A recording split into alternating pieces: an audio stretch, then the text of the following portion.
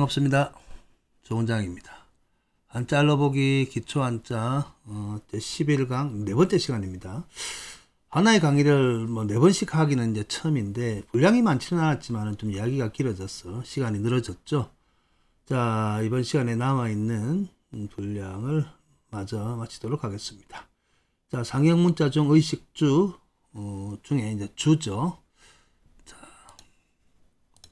살주자와 관계된 살아가는 것과 관계된 글자 중에 지난 시간에 이어서 누울 와자입니다. 자, 눕다는 것인데, 자, 누우려면 기본적으로 침대나 바닥에 있어야 되겠죠. 이 글자를 보면 왼쪽 편에는 지금 시나 신자가 나타나 있죠, 그죠? 근데 글자들을 보면 시나 신자가 나타나고 사람이 있는데, 시나 신자의 모습을 보면 흡사 눈을 나타내는 눈목자 같죠, 그죠? 눈목자를 시나 신이 세우는 모습과 같은데, 자, 아무튼 이제 누울 와자고 시나 신자는 별로 관련이 없을 것 같은데, 자, 기본적으로 한번 살펴볼까요? 눕는다는 의미에 대해서. 자, 글자는 시나 신자와 사람인자 맞습니다. 또 다르게는 요 시나 신자와 그 전복자 형태로 나타나기도 합니다. 누울 와자인데, 자, 기본적으로 우리 지난 시간에 우리 나무 조각 장자 이야기했죠. 나무 조각 장자. 그 다음에 반대편에 있는 조각 편자를 했었는데, 조각 장자가 다르게는, 자, 우리 보면 요 글자를 좀 참고해 보실까요? 우리 이제 병질력을 볼 것 같으면, 병들어서 여기 침상이나 평상에 누워있는 모습이죠. 누워있는 모습처럼. 기본적으로는 이 나무 조각 장자가 이런 모습으로 나타납니다. 아마도 요 시나 신자는 침대라든지 아니면 누운 침상과 같은 그런 역할을 하고 있는 것 같습니다. 글자에서. 실제로 쓸 것 같으면, 자, 이렇게 쓰는 게 맞습니다만은, 글자를 지금 시나 신자를 써놓은 것 보니까 아마도 나무 조각 장자와 관계되어 있고요. 그래서 나무 조각 장자처럼 전하야 전주처럼 전주가 빌려온 가짜처럼 이제 쓴 것 같아요. 아마도 여기서 설명이 이제 전하에 눕는다는 형태로 온 것 같은데, 사람이 침상에 누워 있는 모습이라 보면 될 것 같습니다.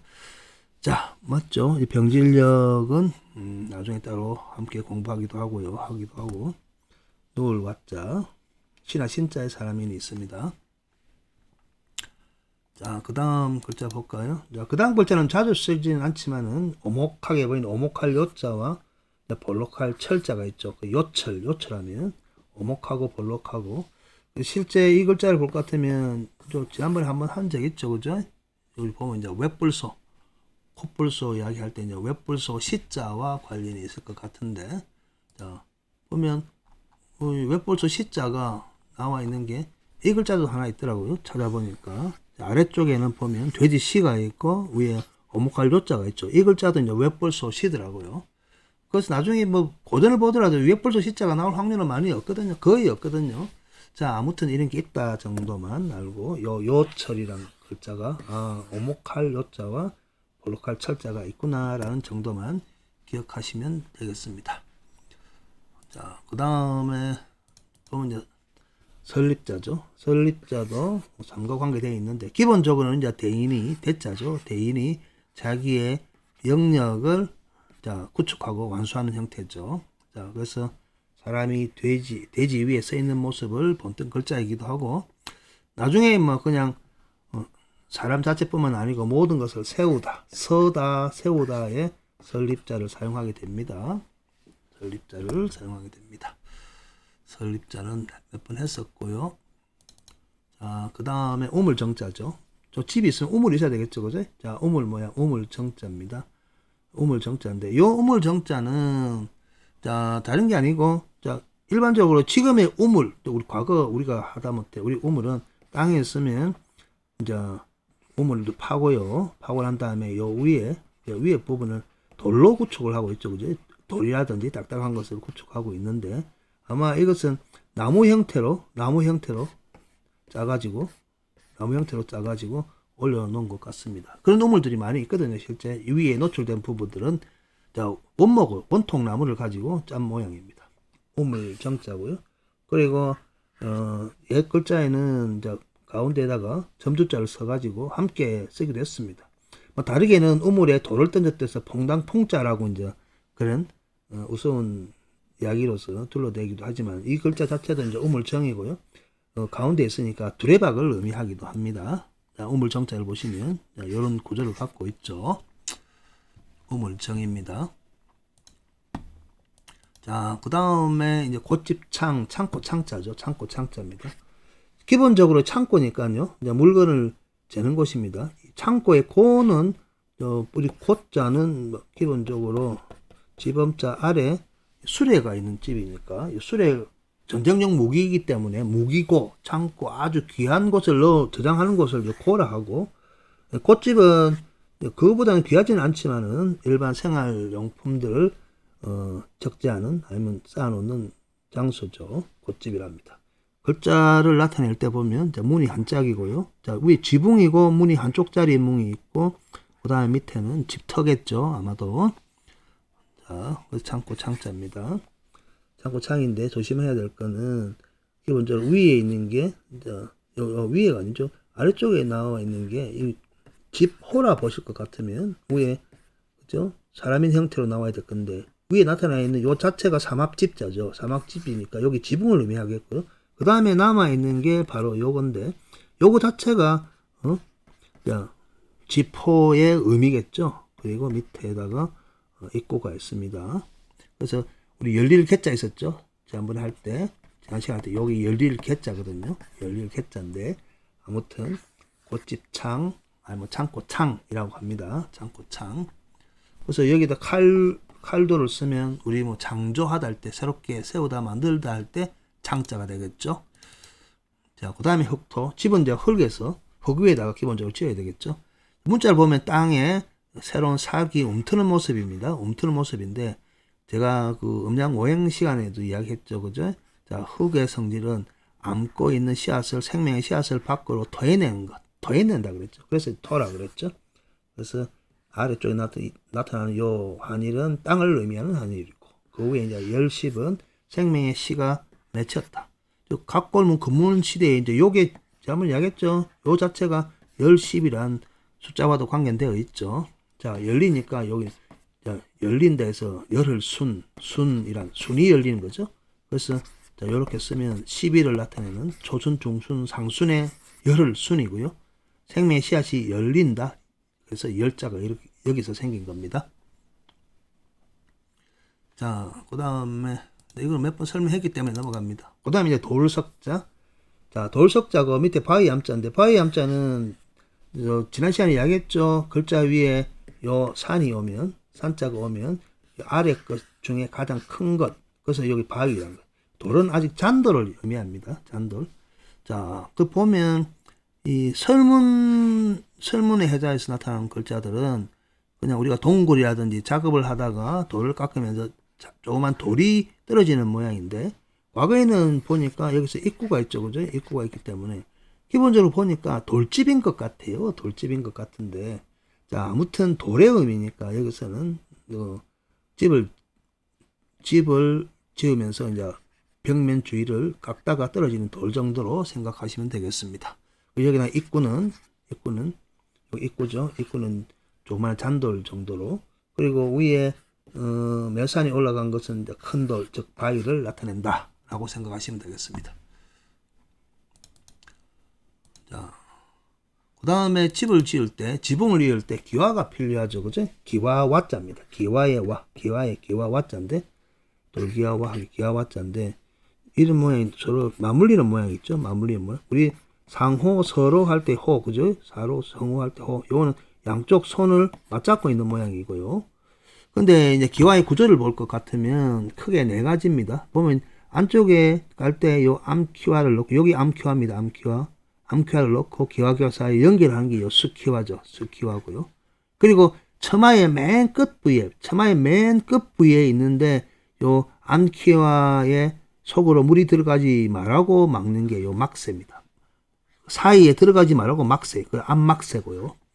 그 다음에 위에 수키와 위에 가장 끝부분을 수막세라고 합니다. 그래서 일반적으로 무늬가 들어가 있는 기와의 무늬들은 막세에 있죠. 막세에다가 이렇게 해놨죠. 그래서 암기와 수기화가 있고요. 맨 끝 부위, 처마의 끝 부위에는 앞막세와 수막세가 있습니다. 앞막세와 수막세. 그래서 합해서 기와와자입니다. 기와와자.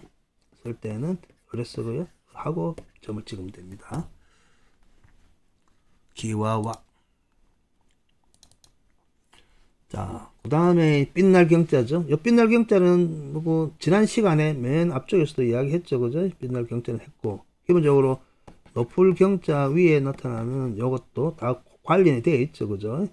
자, 그래서 창문에 커튼을 드리고지, 커튼을 그냥 치고 아니면 이제 묶은 모습이죠. 묶으니까 빛이 들어온다 해서 빛날 경이라 하기도 하고, 그 다음에 자체는 우리 부수에서 배웠죠. 멀경자였어요. 멀경자인데 묶었다가 푸는 모습이죠. 묶었다가 푸는 모습입니다. 막혔다가 뚫리는 모습이에요. 그래서 빛이 들어와서 빛날 경이라고 합니다.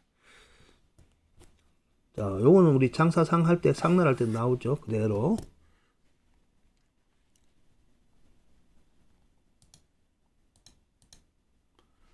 자, 이거는 짤구자인데, 짜다. 어떤 틀을 짜다 할 때, 나무를 가지고. 요 짤구자 밑에는 크게 보면 이제 아래쪽에 나타날 때는 요 두 제자가 나오는데, 자, 그냥 두 개 다 계속 잰다는 의미겠죠. 어쨌든, 잰다는 의미인데, 기본적으로는 이제 우리나라 구조가 아니고, 지난 시간에, 앞에 우물 정치할 때도, 우물을 살 때도 이런 모습을 해갖고, 우물 밑에 나무 구조를 짜기도 하고요. 짜는 거죠. 자, 그 다음에, 우리말 중에 얽히고 설키란 말 있죠.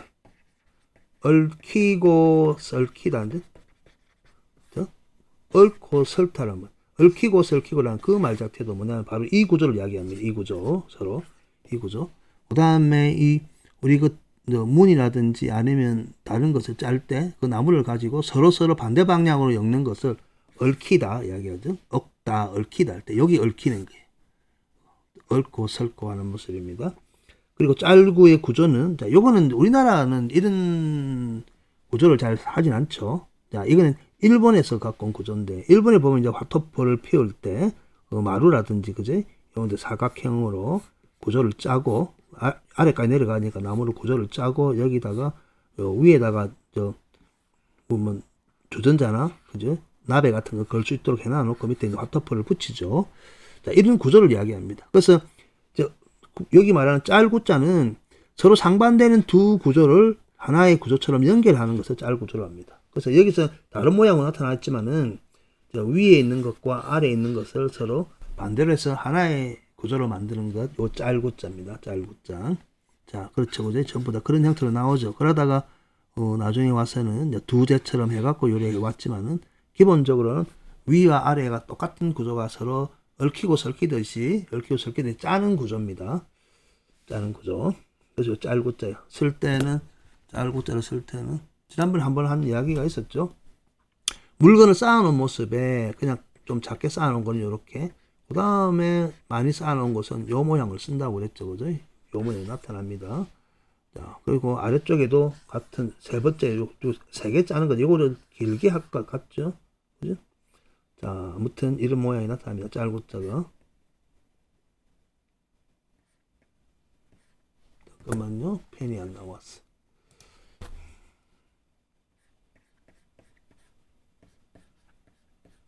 이라든지 나오든 상관이 없습니다. 짤구자예요. 짜다. 일반 옆에다 나무목을 하면 우리 어떤 구조 같은, 그제? 구조할 때 구자를 이렇게 쓰죠. 나무목을 해서 짤구자고, 요건 두 제자죠. 두 제자는 이제 다음 장에서 제가 설명을 할게요. 짤구자가 이런 게 있습니다. 집을 지을 때, 그죠? 나무 어떤 구조물을 짤 때 쓰고요. 자, 그 다음에 이제 마지막 시간이네요. 너무 짧게 끝나나? 마지막 시간입니다. 여기 두 제자죠. 이거는 몇 번 제가 이야기했습니다. 이 글자를 알기 전에는 달감자를 알아야 된다고 그랬죠, 그죠? 기본적으로 이제 손을 나타낼 때는 여러 가지 있었지만, 우리 이 모양은, 자, 원래 이 모양이 스물, 그러니까 입이니까 20, 숫자 20을 나타낼 때, 10십자가 20을 나타낼 때 이 모양을 쓰기도 하고 이 모양을 쓰기도 합니다. 20을 나타낼 때 스물입 그러는데, 이게 아래쪽에 올 때는, 자, 이런 모양, 아래쪽에 긴 모양 나타날 때는 요 두손 밭들공이라 그랬죠. 두손 밭들공. 손의 모양이기도 합니다. 자, 아무튼, 이제, 위든 아래든 이 모양을 그냥 빌려와서 손의 모양, 손으로, 두 손으로 잡고 있는 모양으로 할 수도 있습니다. 할 수도 있는데, 이 달감자를 지난번에 한번 설명을 했지만은, 이게 달다, 우리가 맛이 달다라는 것들도 하나의 개념입니다. 이게 달고 짜고 맵고 쓰다도 의사 표현을 했지만은, 이 혀에서 목을 넣으니까 달다는 표현을 그냥 단순하게 이렇게 해서 이렇게 했더니 달다라고 나타내는 자체가 이상하잖아요. 혀에서는 여러 맛을 넣을 수 있는데, 그죠? 그래서 이 달다라는 말 자체가 뭐냐면 지난번에 한번 살펴봤지만은, 자, 하늘의 달이라든지 요 달 감자를 하늘의 달 보면 이제 이런 모양을 써놨거든요. 그죠? 똑같이 옆에 눕혀 놓으면 요것도 이 모양이거든. 달 감자거든요. 자, 그래서 두 손인 거예요. 두 손을 가지고 어떤 물건을 든 거예요. 달아본 거예요. 우리 달다 그러잖아. 달아보니까 손으로 무게감을 느끼는 거예요. 그 달 감자예요. 달 감자고. 그래서 손으로 보니까, 감을 보니까 도저히 알 수가 없으니까 다시 재는 거예요. 그죠? 자, 이번에 잴 때는 어떻게 돼요? 이 모양이 아니고, 거꾸로 뒤집죠? 보시면 뒤집어 놓은 거죠. 달 감자를 뒤집어서 줄을 해가지고, 자, 저울에 다는 거예요. 그래서 이거 두 제자예요. 두 번을 다시 재는 거예요. 그 두 제자예요. 제자를, 그 제차 하면 두 번을 나타냈잖아요. 그죠? 두 제자입니다. 그리고 글을 쓸 때 나중에 자주 보다 보면, 이제 요걸 밖에 튀어나오든지 아니면 안에 유처럼 들어가도 상관은 없습니다. 두 번 재는 거예요. 그러니까 제차한다는 거죠. 제차. 이 글자를 보면 비슷한 글자 중에 나타나는 요 아래쪽에 부분에 요거는 이제 나갈염이에요. 나갈염인데, 요것도 나가다 알지만 나 소리예요. 나인데. 이거는 우리 보면 수염 중에 수염이라고 그랬잖아요. 그죠? 뺨 쪽에 구렛나루 뺨 쪽이 얼굴일 것 같으면 뺨 쪽에 수염이 밖으로 나가는 모습이라고 해갖고 수염에도 이제 수염염 할 때 여기 나오거든요. 그 나갈염이었고, 그 다음에 요 아까 두 제째 할 때 저울에 다는 게 아니고, 기본적으로 저울에 다는 게 아니고 그냥 요걸 보니까 이것만 해놔놓으면, 위에다 저울만 해놔놓으면 그거죠. 우리 나갈염하고 두 제자하고 비슷하잖아요. 그죠? 길이만 조금 다를 뿐이지. 근데 요것도 위에 없는 요것 다시 한번 지우고요. 자, 요거는 수염이 나갈 때 나갈염자고, 요거는 그냥 손으로 들어본 거예요. 그러니까 도저히 모르니까 다시 손을 가지고 정확하게 재는 거거든요. 자, 그래서 요거는 이제 칭이라 하죠. 칭. 손으로 들어서 재어보는 것.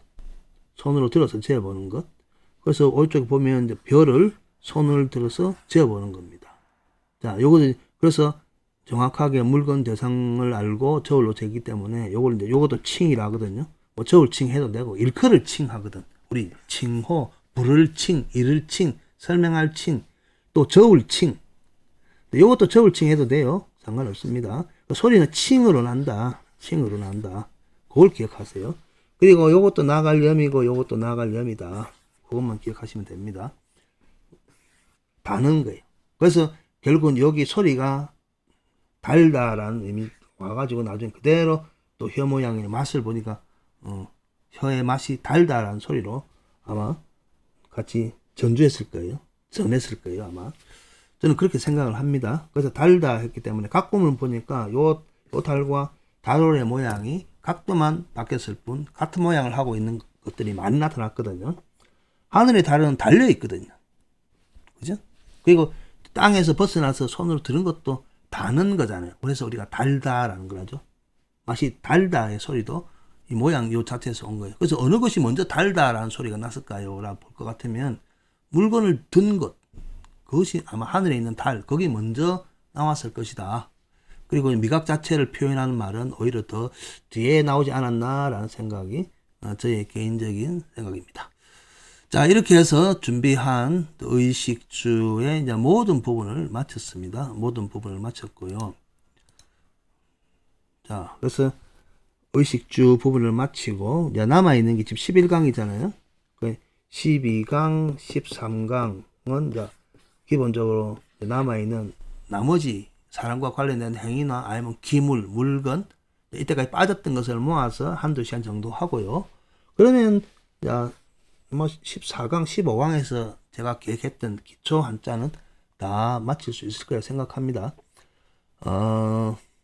어찌 보면 적은 시간 같지만은 많은 한자들, 수백 이상 많은 한자들을 제가 열거를 했었는데, 기본적으로 부수에 여기 표제어로 제가 제시했던 글자들만 하더라도 거의 한 300자는 되고요. 거기에 부수적인 글자일 것 같으면 적어도 7, 800자, 많게는 1000자가 될 겁니다. 그래서 일단은 제가 시간이 나면 제가 지난 강의까지, 아니면 제가 해야 될 강의까지 해서 언급한 글자들을 다 모아서 몇 글자인지, 그리고 무엇을 했는지를 한번 더 제가 살펴보는 시간을 갖고요. 한 다음에 정리를 하고, 또 그 중에서 가장 또 기본적인 것을 뽑아서 빠른 시일 안에 익히고 연습하는 영상을 따로 만들어 보도록 하겠습니다. 아무튼 11강 여기서 마치고요. 수고하셨습니다.